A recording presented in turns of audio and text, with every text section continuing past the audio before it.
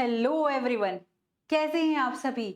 मैं उम्मीद करती हूँ कि आप सभी स्वस्थ होंगे और खूब मन लगाकर पढ़ाई भी कर रहे होंगे। तो मैं हूँ दीप्ति भारद्वाज और आप देख रहे हैं मेरा YouTube channel @maths with Deepti, जहाँ आप पढ़ते हैं बीएससी का मैथमेटिक्स। और आज आपके यहाँ पर बीएससी के फर्स्ट सेमेस्टर की बुक चल रही है। बुक का नाम है डिफरेंशियल कैलकुलस। और यहाँ पर उस बुक को स्टार्ट करने से पहले कुछ टर्मिनोलॉजी यूज कर रही हूँ मैं, जो कि आपने 11th-12th में भी पढ़ा होगा, बट इतना हम ध्यान नहीं देते हैं। तो मैं फिर से रिकॉल करा देती हूँ आपको और अच्छे से बता दूंगी, क्योंकि छोटी छोटी टर्म्स होती हैं जिनके बारे में हमें नहीं पता होता, और फिर वो हमें दिक्कत क्रिएट करती है, यानी डाउट्स आ जाते हैं फिर हमारे। तो इसलिए हमसे क्वेश्चन सॉल्व नहीं होते। और मैं आप सभी को बता दूं, मैथ्स ना बहुत ही इंटरेस्टिंग सब्जेक्ट है। जिन्हें डर लगता है ना, वो भूल जाए कि उन्हें आगे डर भी लगेगा, क्योंकि वो अब मुझसे पढ़ रहे हैं। तो मैं पूरी जिम्मेदारी लेती हूँ कि आपको मैथ्स आपका फेवरेट सब्जेक्ट बन जाएगा। बहुत इंटरेस्टिंग वे से पढ़ाती हूँ मैं, ताकि कोई भी सब्जेक्ट होता है, अगर आप उसका कॉन्सेप्ट समझेंगे ना, तो आपको उस टॉपिक में या उस सब्जेक्ट में इंटरेस्ट आने लगेगा। मेन बात यही होती है कि हम लोगों को बहुत जल्दी चाहिए होता है कि बहुत कम टाइम में वीडियोस मिल जाए। जैसे हम टाइमिंग देखते हैं और उसी वीडियो पे क्लिक करते हैं कि कम टाइम में हमें कंटेंट पूरा मिल जाए। मैं पूरी कोशिश करती हूँ कि आपको बहुत कम समय में बहुत सारा कंटेंट दे सकूं, पर ऐसा कंटेंट दूं जो आपके लिए वैल्यूएबल हो, जिससे आपके कॉन्सेप्ट क्लियर हो जाए। क्योंकि मेरा फोकस है आपका कॉन्सेप्ट क्लियर कराना, ना कि क्वेश्चंस पर है। क्वेश्चंस आपके हो जाएंगे। अल्टीमेटली गोल यही है कि जैसे ही आप कॉन्सेप्ट समझोगे, तो चाहे आपके पास थ्योरम्स आए, कोई भी स्टेटमेंट आए, कोई इंटरव्यू का क्वेश्चन आए, या फिर कोई भी एमसीक्यू यूज होता है आपका, जिसमें आपको टिक करने होते हैं, ऑप्शंस वाले क्वेश्चंस होते हैं, या फिर एग्जांपल्स होते हैं, आप ये चुटकियों में कर जाओगे। और वो कब होता है? जब आपके कॉन्सेप्ट क्लियर होते हैं। तो आपको डरने की जरूरत नहीं है। कुछ बच्चे के मैसेज आए थे मेरे पास, तो डरने की जरूरत नहीं है। यहाँ पर आपका लिमिट स्टार्ट होगा, जो कि आपने 11th-12th में भी पढ़ा होगा, बट उसे स्टार्ट करने से पहले कुछ टर्मिनोलॉजी यूज होती हैं, जिन्हें मैं आपको अवगत करा दूं। फिर से आपने ऑलरेडी कर भी रखा होगा एक दो टॉपिक को, बट इसलिए अच्छे से बता दूंगी, ताकि कई बार डाउट होता है। मैंने जब भी पढ़ाया बच्चों को, तो उन छोटे छोटे टॉपिक्स में भी डाउट आते हैं। तो इसलिए यहाँ पर कोई भी गुंजाइश नहीं छोड़ूंगी। आपके वो सारे डाउट मैं पहले से ही क्लियर करके चलती हूँ, लेकिन फिर भी कोई डाउट आता है तो आप कमेंट सेक्शन में मुझसे पूछ सकते हैं। तो चलिए हम आगे बढ़ते हैं। पर आगे बढ़ने से पहले आप सभी से कह दूं, जो भी मेरे चैनल पर नए हैं वो मेरे चैनल को सब्सक्राइब करें and hit the bell icon, ताकि आने वाले सभी नोटिफिकेशंस आपको टाइम टू टाइम मिलते रहे। तो बढ़ते हैं हम अपने टॉपिक की ओर। हमारा टॉपिक है आज का, देखो कुछ टॉपिक्स है जैसे कि कांस्टेंट। आपने पहले ये पढ़ा है कांस्टेंट 11th-12th में। फिर से बता देती हूँ, क्योंकि यूज होना है कुछ कुछ टॉपिक्स का।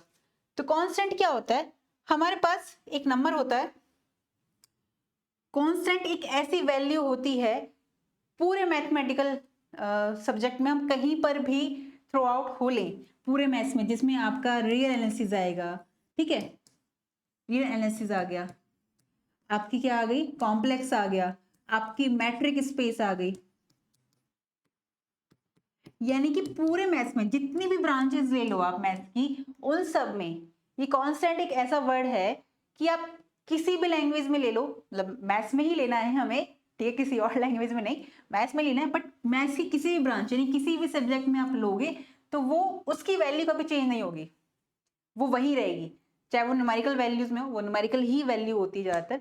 तो यानी कि, और वो कौन सी होती है? जैसे 2 हो गया, 3 हो गया, -1 हो गया, 0 हो गया, 1/2 हो गया, मतलब रेशनल नंबर में हो गया, इरेशनल नंबर में हो गया, रियल नंबर में हो गया। ठीक है, तो इन सब में भी हो गया। अब अगर किसी को डिफिकल्टीज हो रही है कि भाई रियल नंबर क्या है, नेचुरल नंबर का सेट क्या है, ठीक है, रेशनल नंबर का सेट क्या है, इरेशनल नंबर का सेट क्या है, इंटीजर नंबर का सेट क्या है, तो इसकी भी मैंने एक वीडियो बना रखी है। क्योंकि आप अभी बीएससी फर्स्ट सेमेस्टर में आए हो, तो हो सकता है ये भी क्लियर ना हो, तो डोंट वरी, मैंने इस पर भी वीडियो बना रखी है। उसका लिंक भी मैं डिस्क्रिप्शन बॉक्स में दे दूंगी, आप वहां जाके चेकआउट कीजिएगा। ठीक है, क्योंकि मैं कोई भी गुंजाइश नहीं छोड़ रही हूँ आपके लिए। अब क्योंकि कांस्टेंट नंबर आप सभी को पता चल ही गया ये होता है, तो कांस्टेंट की अब डेफिनेशन क्या है? देखो, अ सिंबल, क्या है? Symbol which retains the same values through out a set of mathematical operations is called constant. यानी हम मैथमेटिकली कोई भी ऑपरेशन यूज कर लें, प्लस माइनस इंटू डिवाइड कुछ भी कर लें, लेकिन उसकी वैल्यू नहीं बदलेगी, वो हमारा कांस्टेंट ही होता है। राइट, अब आते हैं हम वेरिएबल पे। वेरिएबल क्या होता है? वेरिएबल में वेरिएबल होता है कि अगर हम रियल लाइफ से कनेक्ट करो, क्योंकि मैथ्स रियल लाइफ से कनेक्ट होती है, वैसे तो एग्जाम्पल के तौर पे कि जैसे कोई इंसान होता है, किसी के सामने कुछ और होता है और बाद में कुछ और होता है, यानी उसकी वैल्यू एक जगह या ऑफिस में कुछ और होती है और घर पे कुछ और होती है। तो इसी तरीके से ये तो खैर एक रियल लाइफ से रिलेटेड था, पर इसलिए बता रही हूँ ताकि आपको ध्यान रहे। तो एक वेरिएबल जो होता है जिसकी अपनी खुद की कोई वैल्यू नहीं होती है, हम उसे जिस भी टॉपिक पे या जिस भी ऑपरेशन में, कोई भी मैथमेटिकल ऑपरेशन यूज कर रहे हैं, तो वहां पर हम जो वैल्यू यूज करना चाहते हैं हम ले सकते हैं।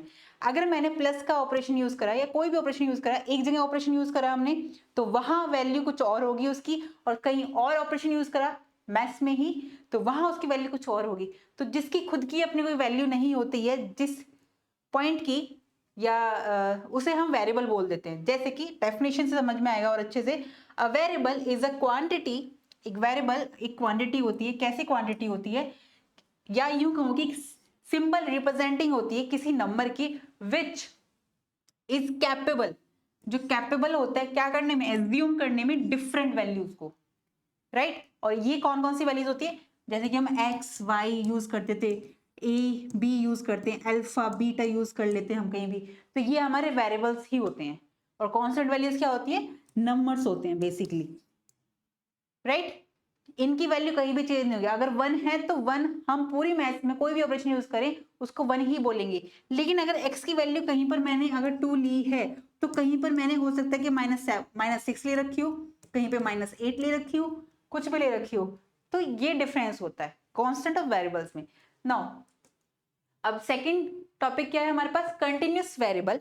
कंटिन्यूस वेरिएबल क्या होता है, देखो वेरिएबल समझ में आ गया। अभी कंटिन्यूस वेरिएबल क्या है, कंटिन्यूस वेरिएबल सिर्फ इतना सा है कि कोई भी दो नंबर्स ले लेंगे, उसके बीच में सभी नंबर को लेगा जो, वो हमारा कंटिन्यूस वेरिएबल होगा। कैसे, देखो, a continuous variable is one, continuous variable एक होगा, विच कैन टेक, जो लेता है all the numerical values between two given numbers. जैसे कि मेरे पास नंबर है 2 और 4, तो इसके बीच में आने वाले 2.1, 2.2 समथिंग जितने भी नंबर्स आएंगे, यानी 3.0, 3.1, 3.9, ये सारे नंबर्स को अगर जो लेगा, कंटेन करेगा, वो हमारा कंटिन्यूस वेरिएबल हो जाएगा, राइट।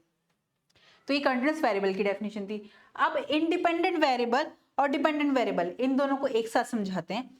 जैसे कि अगर मैं यहाँ पे लूँ इंडिपेंडेंट वेरिएबल और डिपेंडेंट वेरिएबल की बात, मेरे पास y is equal to 2x plus 3, ये कोई इक्वेशन है, ठीक है। तो इसमें हमारा डिपेंडेंट वेरिएबल और इंडिपेंडेंट वेरिएबल क्या होगा, देखो x की वैल्यू, अगर मैं x की वैल्यू क्या रखती हूँ, 1 रखती हूँ,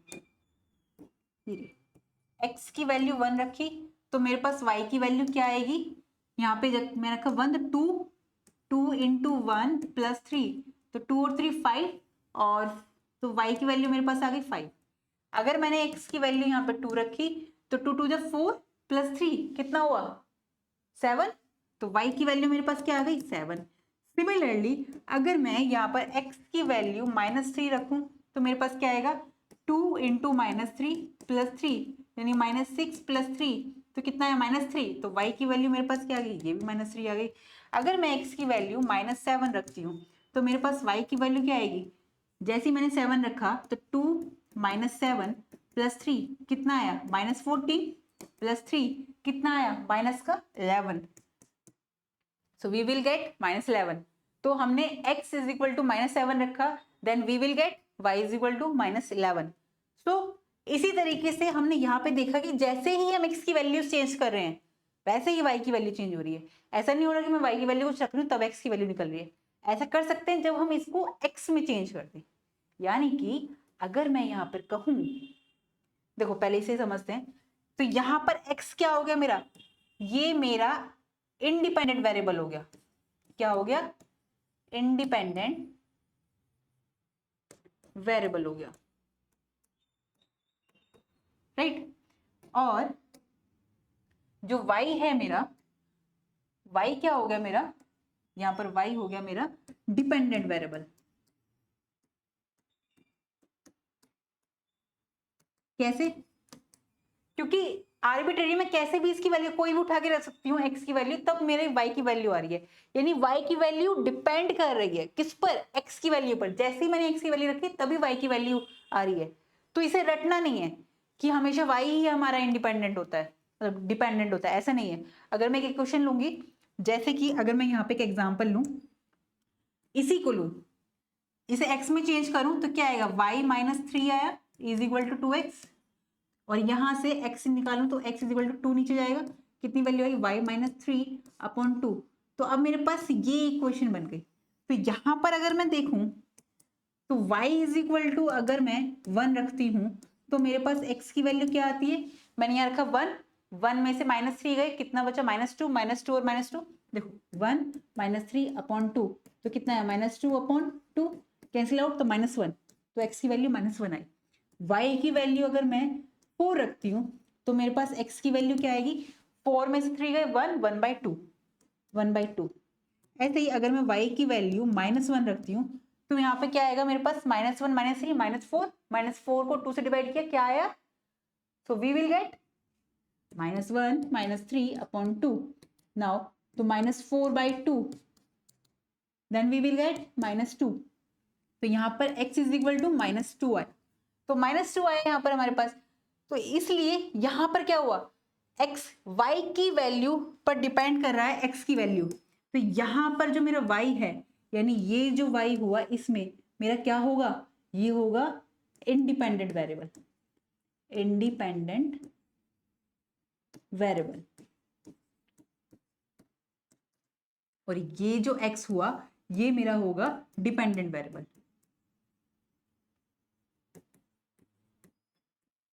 तो अब से आपको ये रटने की जरूरत नहीं है कि हमेशा y ही हमारा क्या होता है, डिपेंडेंट होता है, यहाँ पर तो नहीं है। और सेम इक्वेशन से मैंने निकाला है, तो इसलिए कहती हूँ अगर आप रट लेते हो ना क्वेश्चंस, या इस तरीके से कि कॉन्सेप्ट को कि हमने रट लिया, तो आप यहीं पे धोखा खा जाओगे। आप यहाँ पे भी कहते थे कि y क्या है मेरा, क्या यहाँ पर कि डिपेंडेंट वेरिएबल है, बट नहीं। तो ये डिपेंड करता है, अगर आपका कॉन्सेप्ट क्लियर है, हमें सिर्फ इतना देखना है किस पर डिपेंड है, x की वैल्यू पर डिपेंड है। जो डिपेंड है, यहाँ पर मैं कुछ भी रख सकती थी अपनी मर्जी से, मैंने यहाँ पे कोई भी वैल्यूज रखी, बट इसकी वैल्यू रखने के बाद मेरे को y मिल रहा है, यानी कि y डिपेंड है x पर। मैं क्यों जोर डाल रही हूँ, ताकि आपको रटना ना पड़े, राइट। तो फोकस आपका बोर्ड पर होना चाहिए, ओके। तो y की वैल्यू क्या है मेरे पास, x की वैल्यू पर डिपेंड कर रही है। तो y क्या है, y डिपेंड कर रहा है ना किसकी वैल्यू पर, x पे, तो y हो गया डिपेंडेंट वेरिएबल, और x क्या है, इंडिपेंडेंट। यहां पर क्या हो रहा है, यहां पर y मेरा क्या है, इंडिपेंडेंट है। क्यों, क्योंकि y की वैल्यूज पर कौन डिपेंड कर रहा है, कौन डिपेंड कर रहा है y की वैल्यूज पर, x कर रहा है। अगर हम रियल लाइफ से कनेक्ट करें कि अभी हम ग्रेजुएशन कर रहे हैं, बहुत से बच्चे ट्यूशंस भी पढ़ा रहे होंगे शायद, तो अगर हम देखा जाए तो हमारा खर्चा कौन उठा रहा है, हमारे पेरेंट्स उठा रहे हैं। तो हम किन पर डिपेंडेंट है, अपने पेरेंट्स पर डिपेंडेंट है। तो इसलिए हम हो गए डिपेंडेंट वेरिएबल और हमारे पेरेंट्स हो गए इंडिपेंडेंट। हम ऐसे भी कनेक्ट कर सकते हैं। सच बताऊं तो मैथमेटिक्स ना बहुत ही अच्छा सब्जेक्ट है, सच अ ब्यूटीफुल सब्जेक्ट, और हम इसे रियल लाइफ से कनेक्ट कर सकते हैं। और मैं आपको वही सारे एग्जाम्पल दूंगी जो रियल लाइफ से कनेक्ट कर रहे होंगे, ताकि आप कभी भी कॉन्सेप्ट भूलो नहीं, ओके। तो आगे बढ़ते हैं। आपको पता चला है ये वाली बात, डिपेंडेंट वेरिएबल और इंडिपेंडेंट। तो हम आगे आते हैं अपने टॉपिक पर। तो डिपेंडेंट वेरिएबल की डेफिनेशन क्या है, अब समझो। An independent variable is one which may take up any arbitrary value that may be assigned to it। देखो इसको हम ऐसे लिख सकते हैं, यही वाली इक्वेशन ली थी हमने, y is equal to 2x plus 3, ये थी ना। तो इसमें देखो एन इंडिपेंडेंट वेरिएबल यहाँ पर x है, इज वन, ये वन है, विच में take up any arbitrary value. Arbitrary value का मतलब होता है कोई भी अपनी मर्जी से हमने कोई भी वैल्यूज ले ली, आर्बिट्री वैल्यू ले ली हमने, x की कोई भी ले ली थी हमने values, that may be assign to it. यहाँ पर जैसी वैल्यू रखते हैं तो y क्या हो जाता है, y डिपेंडेंट बन जाता है। तो इसकी हम कोई भी वैल्यूज रख सकते हैं। तो ये x यहाँ पर मेरा क्या हो गया, इसके लिए x मेरा इंडिपेंडेंट वेरिएबल हो गया।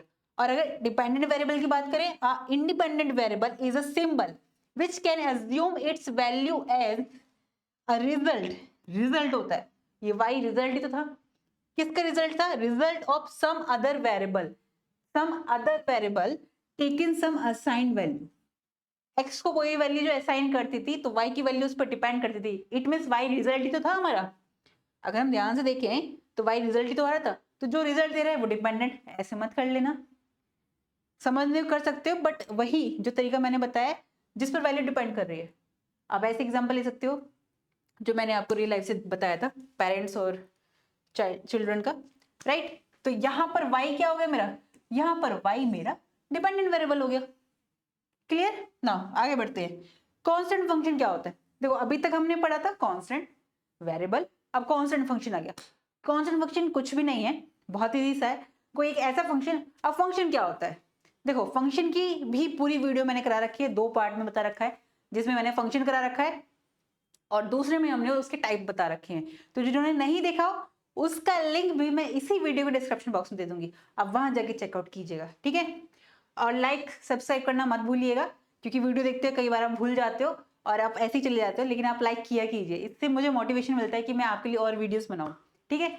चलो बढ़ते आगे। कांस्टेंट फंक्शन क्या होता है हमारा, देखो कांस्टेंट फंक्शन अगर हम देखें, ये रहा मेरे पास एफ एक्स कोई वैल्यू है।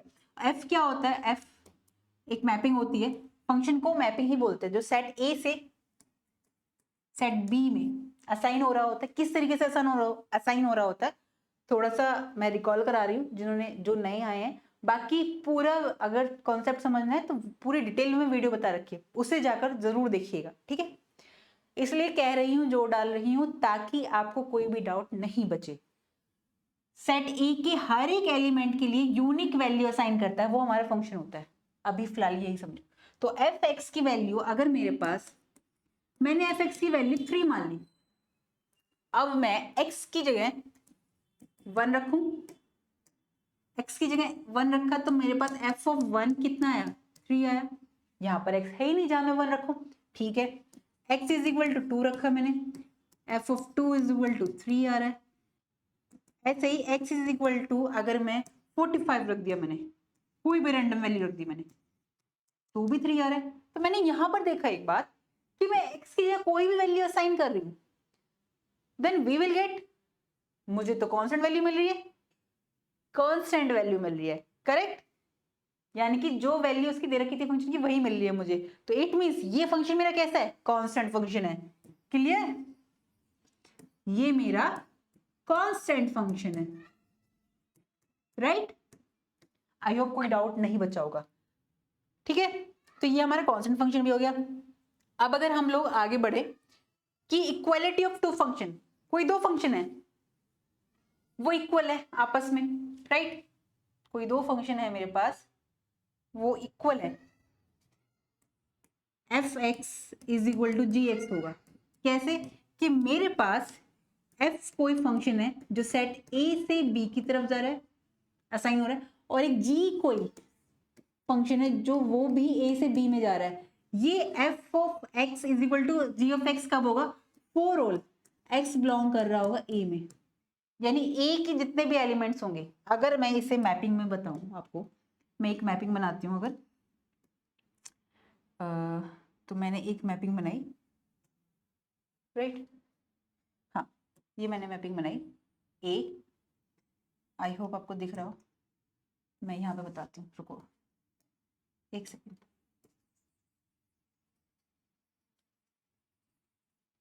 ठीक है,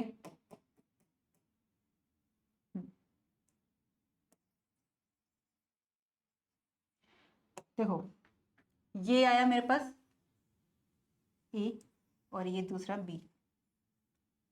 नाउ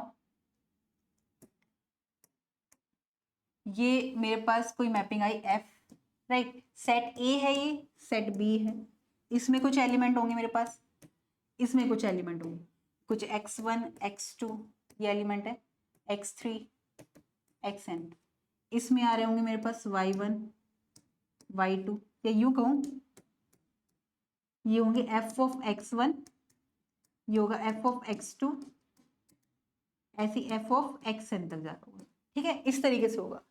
तो यहां पर a से b में f कोई मैपिंग है, यानी f कोई फंक्शन है, मैपिंग और फंक्शन एक ही बात होती है।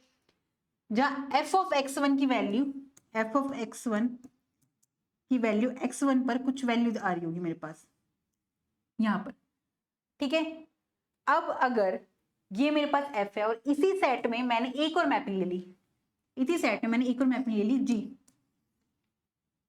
ठीक है। तो f ऑफ g बराबर कब होंगे, f ऑफ g इस तरह से लिख सकते हैं, या फिर f of x is equal to g of x कब बराबर होंगे, for all x belongs to a। Set A के हर एक एलिमेंट के लिए, फॉर ऑल, ये फॉर ऑल का साइन होता है, फॉर ऑल हर एक एलिमेंट के लिए, क्योंकि मैपिंग तो A से B में जा रही है और इसी कर लिया है हमने, A से B, FB और GB, तो ये आपस में इक्वल कब होंगे, उन सब A के लिए, उन सब X के लिए जो A में आ रहे होंगे, ठीक है। तो हम इसे इक्वालिटी ऑफ टू फंक्शंस बोल देते हैं। Two functions f and g of A to B, ये दो फंक्शन है जो A से B पे जा रहे हैं, are set to be equal कब, if and only if. If and only if का मतलब होता है, अभी बताती हूँ, f of x is equal to gx, ये रहा f of x is equal to gx for all x belongs to a। If and only if का मतलब होता है कि अगर f ऑफ g बराबर होगा, यानी f ऑफ g बराबर है, तो इट मींस वो दोनों क्या होंगे, एक ही सेट से दूसरे सेट में जा रहे होंगे, सेम सेट की सेम मैपिंग होंगी, यानी कि f ऑफ g a और b से ही जा रहे होंगे। अगर f of g is equal to दे रखा है, अगर ये दे रखा है तो ये आपस में सेम मैपिंग पे होंगे, या फिर अगर ये कंडीशन दे रखी है कि f ऑफ g a से b में जा रहे हैं तो f is equal to g होगा for all x belongs to a। If and only if का मतलब इफ ये वाली कंडीशन है तो ये सेटिस्फाई होगी, और अगर हमें ये वाली कंडीशन दे रखी है तो ये सेटिस्फाई होगी। तो क्लियर, ओके। मैं एक एक वर्ड्स का मीनिंग इसलिए बता रही हूँ क्या, ताकि कोई भी डाउट नहीं बचे। इनका बहुत बड़ा रोल होता है जो कि आपको आगे समझने में दिक्कत होती है, डिफिकल्टीज होती है। मैथमेटिकल जो लैंग्वेज होती है वो बहुत सिंपल होती है, इसे समझने में दिक्कत इसलिए आती है क्योंकि हम छोटी छोटी मिस्टेक्स कर देते हैं, हमें नहीं पता होता। ओके, तो रियल वैल्यूड फंक्शन क्या है, रियल वैल्यूड फंक्शन यही है जो कि मैपिंग ली है हमने। क्या ली है मैपिंग हमने, f such that a to b, ये जो मैपिंग ली है, यानी ये फंक्शन f मेरा रियल वैल्यूड फंक्शन कब कहलाएगा, कब कहलाएगा, जब a और b दोनों रियल नंबर का सेट हो या रियल नंबर का सबसेट हो, ठीक है। यानी कि ये, यानी कि कोई मैपिंग मेरी f such that real number से रियल नंबर पे जा रही हो, तो ये मेरा रियल वैल्यूड फंक्शन है, क्योंकि ये वैल्यू भी रियल की देगा, डोमेन भी रियल की है, रेंज भी रियल की है, कोडोमेन भी रियल की है। तो if both a and b are sets of real number, then जो मैपिंग दे रखी है f such that a tends to b is called a real valued function of real numbers, real variables। Okay, तो ये थी आपके real valued function, ये कुछ टर्म्स है, ठीक है। अब इसमें एक और डाउट आया बच्चों का कि सिंगल वैल्यूड फंक्शन और मल्टीपल वैल्यूड फंक्शन, जो कि समझना मुझे लगता है कि ज़रूरी भी है, तो उसे मैं नेक्स्ट वीडियो में बताऊंगी आपको।